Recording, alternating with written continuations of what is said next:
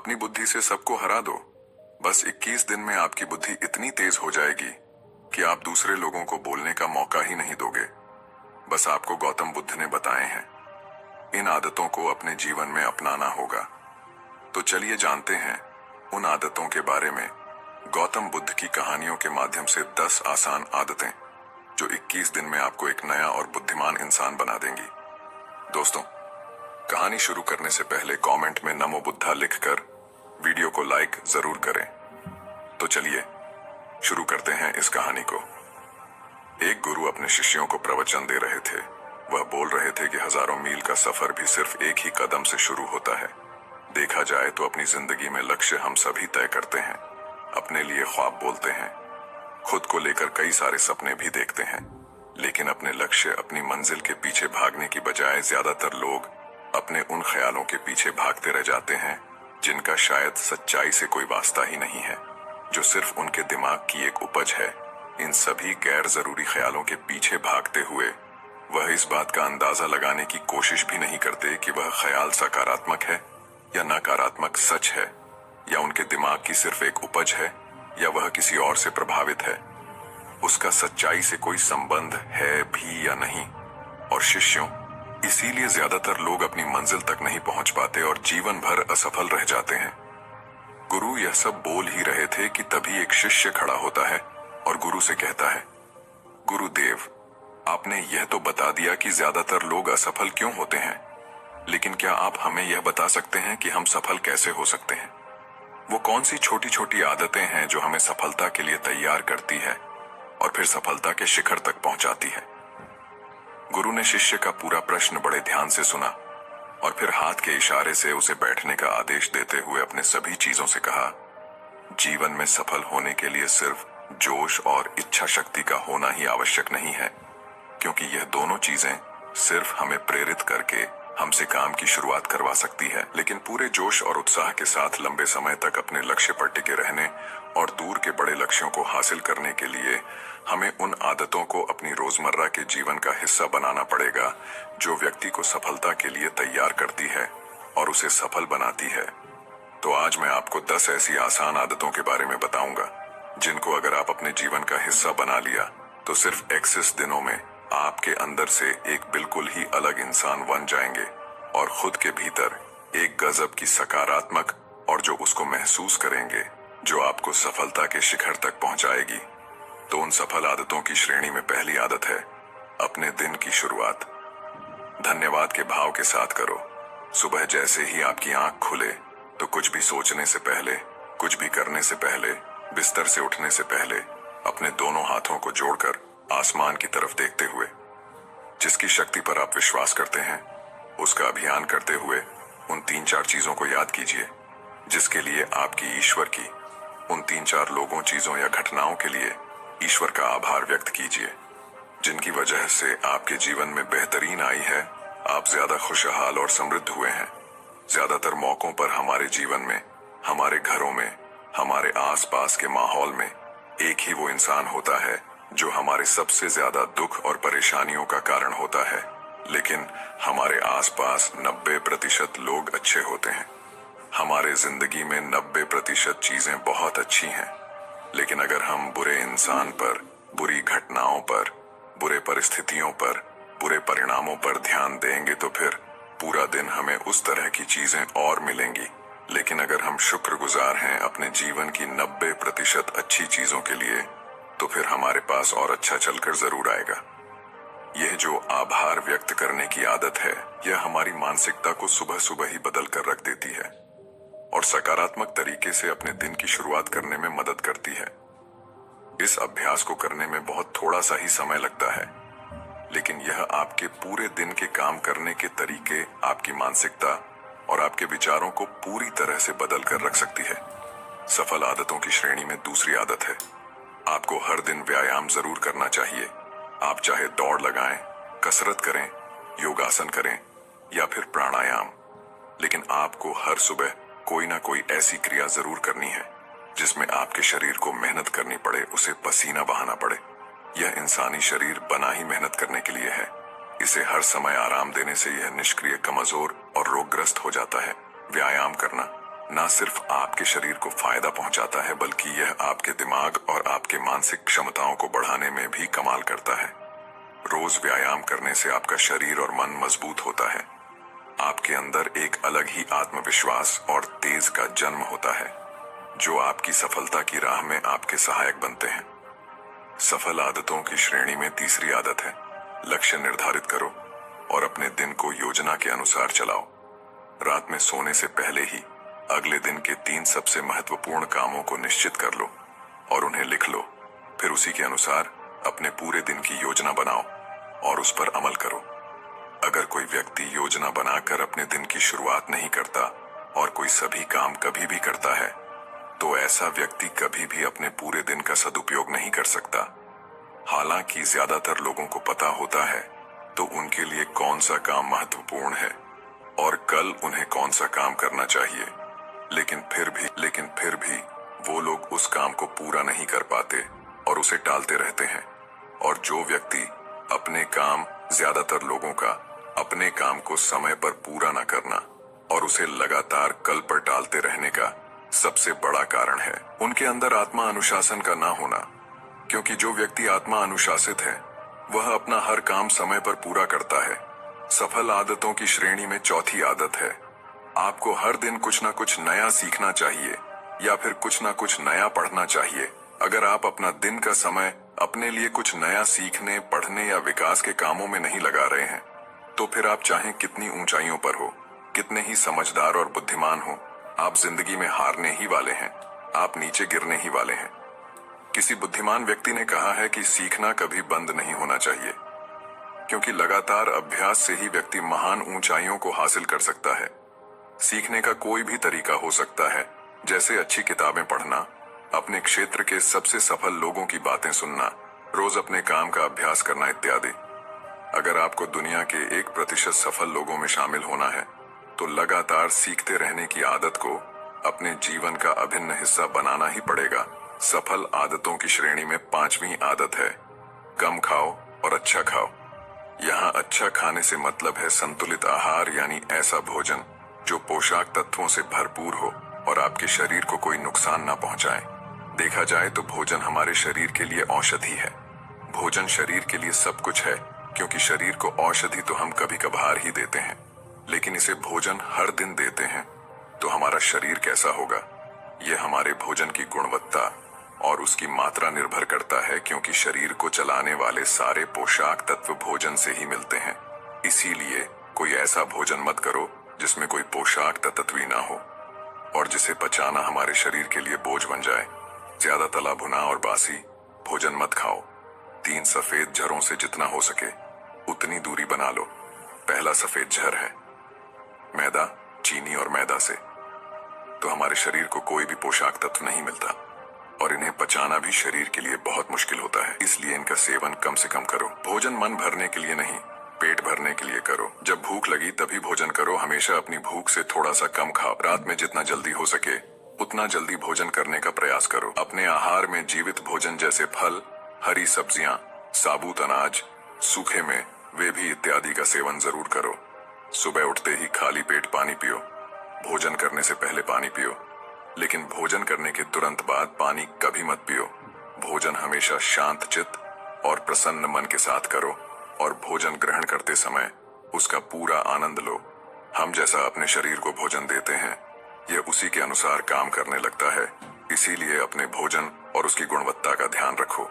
सफल आदतों की श्रेणी में 6ठी आदत है, उनके साथ हर दिन थोड़ा सा समय बिताओ। जो आपसे सच्चा प्रेम करते हैं, आपकी परवाह करते हैं, जैसे आपके माता पिता, भाई बहन या फिर आपके सच्चे मित्र। यह एक आदत आपके परिवार में खुशी और शांति लाती है। परिवारजनों के बीच प्रेम और एकता बढ़ती है, जिससे आप ज्यादा खुश और शांत रहने लगते हैं। पारिवारिक तनाव कम होने की वजह से अपने जरूरी कामों पर ज्यादा ध्यान दे पाते हैं और ज्यादा अच्छे परिणाम हासिल कर पाते हैं। सफल आदतों की श्रेणी में 7वीं आदत है, हर दिन थोड़ा सा समय के लिए भी निकाले और इस थोड़े से समय में आपके साथ कोई और नहीं होना चाहिए। यह आपका अपना समय है, जिसमें आप अकेले एकांत में रहेंगे, खुद के बारे में चिंतन करेंगे, खुद की अच्छाइयों और बुराइयों के बारे में विचार करेंगे, अपने भविष्य के बारे में सोचेंगे, अपने काम के बारे में सोचेंगे अपने भीतर उतरने का प्रयास करेंगे। इन एकांत के पलों का उपयोग आप खुद को और भी बेहतर तरीके से जानने और समझने में करेंगे। इस समय आप खुद की कमियों के बारे में विचार करेंगे और उन्हें कैसे ठीक कर सकते हैं, इस पर मंथन करेंगे। सफल आदतों की सूची में 8वीं आदत है समय का सही प्रबंधन करना, उसका सही उपयोग करना। जिंदगी दिनों, महीनों और सालों में गिनी जाती है, तो जिसने अपना दिन संभालना सीख लिया उसका महीना संभल जाएगा, और जिसने अपने महीने संभालने सीख लिए उसके साल संभल जाएंगे, और जिसके साल संभल गए उसकी पूरी जिंदगी संभल जाएगी। इसीलिए अपने दिन को सही तरीके से संभालना सीख लो। जो सबसे महत्वपूर्ण काम है उन्हें सबसे पहले खत्म करो। जिंदगी के किसी भी क्षेत्र में देख लो, घंटे तो सबके पास 24 ही होते हैं, लेकिन इन्हीं 24 घंटों में कुछ लोग कमाल कर जाते हैं। अपने एक हैं, जीवन में न जाने कितने सारे काम कर जाते हैं, लेकिन दूसरी तरफ ज्यादातर लोग छोटे छोटे कामों में ही उलझे रह जाते हैं और जीवन भर यही कहते रहते हैं कि इस काम के लिए समय नहीं है, उस काम के लिए समय नहीं है। तो आखिर समस्या कहाँ है? समस्या है अपने समय का सही प्रबंधन ना कर पाना। सफल आदतों की श्रेणी में 9वीं आदत है रात में जल्दी सोएं और सुबह जल्दी उठें। जो व्यक्ति सुबह जल्दी उठता है उसे कुछ अतिरिक्त समय मिल जाता है सबसे महत्वपूर्ण कामों को खत्म करने का, जैसे ध्यान का अभ्यास, व्यायाम, किताबें पढ़ना इत्यादि। सुबह जल्दी उठकर ध्यान का अभ्यास करने से दिन भर मन शांत और प्रसन्न रहता है। इसके साथ ही सुबह जल्दी उठकर काम शुरू करने से व्यक्ति का काम समय पर पूरा हो जाता है और वह बेवजह की चिंता और तनाव से बच जाता है। सुबह जल्दी उठकर काम खत्म करने से व्यक्ति के अंदर एक ऐसा अनुशासन जन्म लेता है जो उसे सफलता के शिखर तक पहुंचा सकता है। सफल आदतों की श्रेणी में 10वीं आदत है वीर या 8 धूम्रपान और मदिरापान से बचें। यह तीनों ही काम ऐसी बुरी लत है जो निश्चित रूप से आपको पीछे ले जाने वाली है। यह तीनों ही काम आपके मानसिक और शारीरिक स्वास्थ्य के लिए बहुत ही हानिकारक है। पीढ़ियां आज आपके तेज और कांति को खत्म करता है और साथ ही आपको शारीरिक व मानसिक रूप से कमजोर बनाता है। हालांकि इन तीनों चीजों को छोड़ना आसान नहीं होता, लेकिन अगर आप चाहे तो मजबूत इरादे और दृढ़ इच्छा शक्ति के बल पर इन्हें छोड़ सकते हैं, इनसे निजात पा सकते हैं। इतना कहने के बाद गुरु ने अपना प्रवचन समाप्त कर दिया और वह मौन हो गए। यह देखते ही सभी चीजें समझ गए कि अब यहां से जाने का समय हो चुका है। उन सब ने इस जानकारी के लिए गुरु का धन्यवाद किया और वहां से चले गए। तो दोस्तों, उम्मीद करता हूं आपको इस कहानी से एक अच्छी सीख मिली होगी। ये कहानी आपको कैसी लगी हमें कमेंट बॉक्स में कमेंट करके जरूर बताएं। अब चलिए दोस्तों, जानते हैं कि अपने बुद्धि को सबसे तेज और धारदार कैसे बनाएं। तो चलिए हमारे दूसरे कहानी की शुरुआत करते हैं। दूसरी कहानी बुद्धिमानी से जुड़ी गौतम बुद्ध की कहानी। एक गांव में एक लड़का था जिसका दिमाग बहुत तेज था। उसकी यह खासियत थी कि वह किसी भी चीज को बहुत ही आसानी और कम समय में सीख लेता था, जबकि उसी चीज को सीखने और समझने के लिए अन्य लोगों को काफी समय लग जाता था। लड़के की यह ख्याति दूर दूर तक फैल गई। सभी लड़के की तारीफ में कहने लगे कि उसके जितना बुद्धिमान कोई नहीं है। लड़का चित्रकारी, मूर्ति बनाना, गीत गाना जैसे अन्य कई चीजों को जानता था। अपनी प्रसिद्धि को बढ़ाने के लिए वह अन्य काम और चीजों को भी सीखने लगा। इस तरह से उसे अपनी बुद्धिमत्ता पर अहंकार हो गया, क्योंकि वह साधारण व्यक्ति होकर कई असाधारण काम भी आसानी से करने लगा था। एक दिन लड़के का सामना भगवान गौतम बुद्ध से हुआ। लड़के को खुद पर खूब अहंकारी था और इस कारण उसे किसी से ईर्ष्या नहीं होती थी, क्योंकि वह खुद को ही श्रेष्ठ समझता था। लेकिन पहली बार उसे गौतम बुद्ध को देख ईर्ष्या हुई और वह अपनी तुलना बुद्ध के साथ करने लगता है। वह देखता है कि बुद्ध के पास भिक्षा मांगने के लिए एक कटोरा है और उसके पास अपार धन। बुद्ध ने साधारण वस्त्र धारण किए थे और उसके वस्त्र कीमती थे। बुद्ध नंगे पैर थे और वह नंगे पांव जमीन पर पैर भी नहीं रखता था। इस तरह से लड़का एक नहीं बल्कि कई चीजों से गौतम बुद्ध के साथ अपनी तुलना करने लगा। हर चीज से तुलना करने के बाद वह मन ही मन सोच है कि आखिर मैं इस भिक्षु के साथ अपनी तुलना क्यों कर रहा हूँ, जबकि इसका और मेरा जीवन बिल्कुल अलग है। वहां मौजूद सभी लोग गौतम बुद्ध का सम्मान कर रहे थे। लड़का सोचने लगा कि आखिर इनमें ऐसा क्या है जो मुझ में नहीं है, जिस कारण मेरे भीतर इनके प्रति ईर्ष्या पैदा हो गई। अपने मन में चल रही जिज्ञासा को शांत करने के लिए वह बुद्ध के पास जाता है, तो आखिर वास्तव में कौन है? बुद्धिमान बुद्ध के पास जाकर वह कहता है, मैं इस गांव का सबसे बुद्धिमान व्यक्ति हूँ और आप अपने आसपास जो भी देख रहे हैं मैं वह सब करना जानता हूँ। मैं किसी भी कार्य को बहुत कम समय में सीख ले लेता हूँ, इसलिए सभी लोग मेरा सम्मान करते हैं। लेकिन फिर भी आपको देख मेरे भीतर ईर्ष्या पैदा हो गई, इसलिए मैं जानना चाहता हूँ कि आपकी उपलब्धि क्या है। सभी आपको इतना आदर सम्मान क्यों दे रहे हैं? लड़के के सवाल का जवाब देते हुए बुद्ध कहते हैं, मेरी कोई उपलब्धि नहीं है, लेकिन तुम कह सकते हो कि मेरी यही एक उपलब्धि है। बुद्ध लड़के से पूछते हैं, क्या तुम्हें नींद अच्छी लगती है? लड़का कहता है कि भला कैसे नींद अच्छी लग सकती है? बुद्ध कहते हैं कि जो तुम्हें अच्छा और बुरा लगता है, मैं इनसे भी ऊपर हूं। मुझे ना निंदा सताती है और ना अपनी प्रशंसा से प्रसन्न होता हो। यही अंतर है तुम में और मुझ में। बुद्ध कहते हैं, तुमने सैकड़ों काम सीखे लेकिन सबसे जरूरी काम को सीखना भूल गए। लड़का पूछता है, कौन सा काम? अब इस प्रकार बुद्ध ने दिया बुद्धिमान होने का ज्ञान। बुद्ध कहते हैं कि क्या तुम्हें मन को नियंत्रण करना आता है? यह बात सुनकर लड़का समझ जाता है कि उसे बुद्ध से ईर्ष्या क्यों हुई। बुद्ध कहते हैं, जिसने संपूर्ण जगत जीत लिया लेकिन अपने मन को नहीं जीत पाया, उसने कुछ भी नहीं जीता। वहीं जिसने अपने मन को जीता लेकिन अपना सब कुछ गंवा दिया, फिर भी उसने सब कुछ जीत लिया। बुद्ध की यह बात सुन लड़के का अहंकार टूट गया। उसने बुद्ध से कहा कि क्या आप मुझे अपने मन को जीतना सिखा सकते हैं? खुद कहते हैं, जरूर, लेकिन इसके लिए मैं तुम्हारी सभी उपलब्धियां छीन लूंगा। लड़का कहता है, मैं तैयार हूं। इसके बाद से ही लड़का ध्यान लगाने लगता है, क्योंकि ध्यान से ही मन को वश में किया जा सकता है। तो दोस्तों, अब चलिए बढ़ते हैं हमारे तीसरी कहानी की तरफ। तीसरी कहानी, दिमाग की धार को कैसे तेज करें। लगभग हम सभी लोग जानते हैं और साइंस भी यह सिद्ध कर चुका है कि हम हमारे दिमाग का मैच 10% ही यूज कर पाते हैं, क्योंकि हम हर रोज कुछ ना कुछ नया कर रहे होते हैं। रोज पढ़ते हैं, नए नए खेल खेलते हैं और हमेशा एक्टिव रहते हैं। किंतु जैसे जैसे हम बड़े होते हैं, हमारे रोज के कामों में इतने व्यस्त हो जाते हैं कि कुछ नया करने और सीखने का मौका ही नहीं मिलता। लेकिन यदि हम अपने दिमाग को धार देते रहे तो हम दुनिया में जल्दी आगे बढ़ सकते हैं।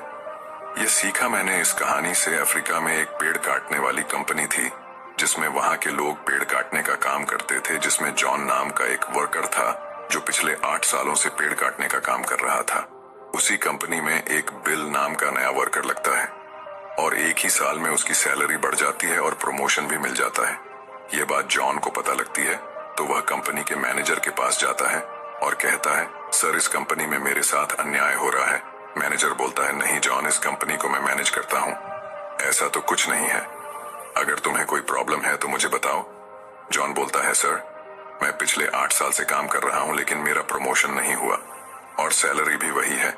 लेकिन बिल, जो कि 1 साल पुराना ही है, उसकी सैलरी बढ़ गई और प्रमोशन भी हो गया, जबकि प्रमोशन तो मेरा होना चाहिए था। इसके बाद मैनेजर बोलता है, देखो, तुम बहुत ही ईमानदार और मेहनती हो, मैं यह बात मानता हूँ, लेकिन कंपनी के नियम के अनुसार जो ज्यादा पेड़ काटता है उसे ज्यादा सैलरी मिलती है और प्रमोशन भी जल्दी होता है।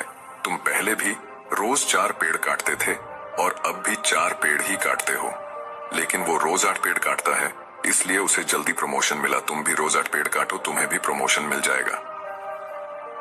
यह बात सुनकर जॉन लौट जाता है और रोज से ज्यादा मेहनत करता है और ज्यादा देर तक काम करता है। कुछ दिनों के बाद जॉन फिर मैनेजर के पास आता है और बोलता है, सर, मैं अब ज्यादा मेहनत कर रहा हूँ और ज्यादा समय तक काम करता हूँ, लेकिन यह बात तो तुम्हें बिल ही बता पाएगा। तुम बिल से जाकर पूछ लो। अगले दिन जॉन बिना संकोच किए बिल के पास जाता है और पूछता है कि तुम रोज 8 पेड़ कैसे काट लेते हो? मैं पूरी मेहनत करके भी सिर्फ 4 से 5 पेड़ ही काट पाता हूँ। तुम मुझे बता सकते हो कि तुम पेड़ कैसे काटते हो? बिल कहता है, पहले तुम बताओ जॉन की, तुम अपनी कुल्हाड़ी को धार कब लगाए थे? जॉन, मैंने पिछले हफ्ते ही धार लगाई थी। डील कहता है, मैं हर पेड़ काटने के बाद 2 मिनट का समय निकालता हूँ और अपनी कुल्हाड़ी को धार देता हूँ, और जो पेड़ तुम 2 घंटे में काटते हो वह मैं 1 घंटे में ही काट देता हूँ। धार देने वाले 2 मिनट मेरे आने वाले 81 मिनट बचा देते हैं और मैं रोज 8 पेड़ काट लेता हूँ। यह सुनकर जॉन बिल को धन्यवाद देते हुए चला जाता है। सिर्फ ज्यादा समय और ज्यादा मेहनत से कुछ नहीं होने वाला। इसके साथ साथ उसे अपनी कुल्हाड़ी को धार देते रहना पड़ेगा। जब भी वह धार देना बंद कर देगा, उस समय से उसके कार्य पर प्रभाव पड़ना शुरू हो जाएगा। जॉन अपनी कुल्हाड़ी में धार देकर काम शुरू करता है और कुछ ही दिनों में वह भी प्रमोशन ले लेता है। इस कहानी से हमें यह सीख मिलती है कि दोस्तों, हमें हमेशा ही अपनी लाइफ में कुछ न कुछ सीखते रहना चाहिए और अपने दिमाग को धार देना चाहिए, चाहे हमारी उम्र कुछ भी क्यों ना हो। मैंने कुछ दिनों पहले सत्य नाडेला, जो कि माइक्रोसॉफ्ट के सीईओ बने हैं, उनके बारे में पढ़ा था कि वह आज भी नए नए ज्वाइन करते रहते हैं और नई नई किताबें पढ़ते हैं। उन्हें आज भी नया सीखने में कोई संकोच नहीं है और शायद इसीलिए वह इतनी बड़ी पोजीशन पर है। सक्सेस वही होते हैं जो समय के साथ बदलते हैं और प्रगतिशील रहते हैं। जिस तरह तालाब का पानी एक जगह स्थित होकर कुछ ही दिनों में सड़कर बदबू देना शुरू कर देता है, लेकिन नदी जो हमेशा बहती रहती है, प्रगतिशील होती है, उसका पानी साफ होता है। उसी तरह से जो लोग नई नई चीजें पढ़कर और सीखकर अपने दिमाग को धार देते हैं, उसके राज्य में सब खुशहाल थे। पर राजा एक बात को लेकर बहुत चिंतित रहा करता था कि धर्म प्रदर्शन पर लोगों के विचारों में सहमति क्यों नहीं बनती। एक बार राजा विभिन्न धर्मों के उपदेशों को आमंत्रित किया और एक विशाल कक्ष में सभी को एक साथ रहने का प्रबंध करते हुए कहा, अब अगले कुछ दिनों तक सब एक साथ रहेंगे और आपस में विभिन्न धर्मों और दर्शनों पर विचार विमर्श करेंगे, और जब सभी के विचार एक मत हो जाएंगे तो मैं आपको ढेरों उपहार देकर यहाँ से विदा करूंगा। और ऐसा कहते हुए राजा वहां से चला गया। कक्ष में घोर विचार विमर्श हुआ। सभी अपनी अपनी बात समझाने में लगे रहे, पर कुछ दिन बीत जाने पर भी वे एक मत नहीं हो पाए। पड़ोसी राज्य में रहने वाले एक महात्मा जी को जब यह बात पता चली तो वह तुरंत राजा से मिलने पहुंचा। उसने कहा, हाय राजन, मैंने सुना है कि तू बड़ा दानी है, क्या तू मुझे भी दान देगा? महात्मा जी बोले, अवश्य बताइए, आपको क्या चाहिए? राजा बोला, महात्मा जी, मुझे तेरे अनाज की गोदाम से कुछ अनाज चाहिए। राजा जी, बिल्कुल, आप मेरे साथ आइए। राजा उन्हें गोदाम तक ले गया। वहां पहुंचते ही महात्मा जी बोले, अरे ये क्या राजन, तुम्हारे गोदाम में तो तरह तरह के अनाज रखे हैं, तुम इन सब की जगह कोई एक ही अनाज ही क्यों नहीं रखते? राजा को यह सन थोड़ा अचरज हुआ और वह बोला,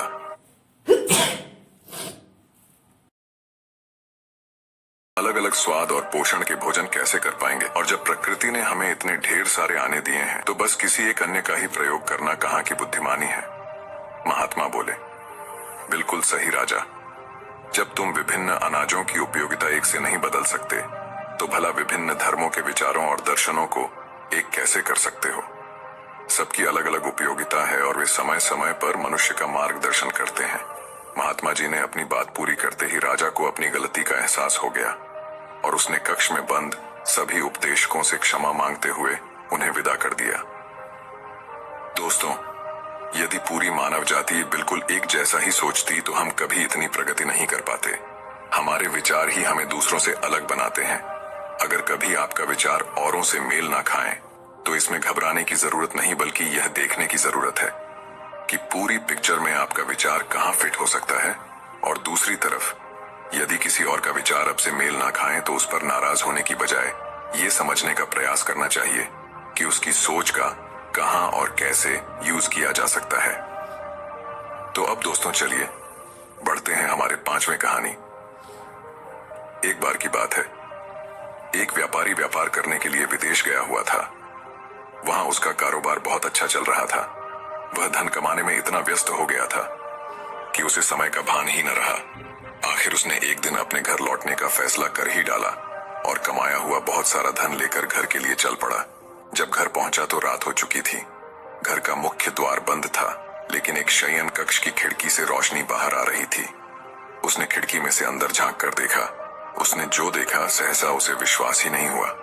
उसे अपने पैरों के नीचे से जमीन खिसकती हुई प्रतीत होने लगी। उसने देखा कि शयन कक्ष में उसकी पत्नी के पास एक युवक भी लेटा हुआ है।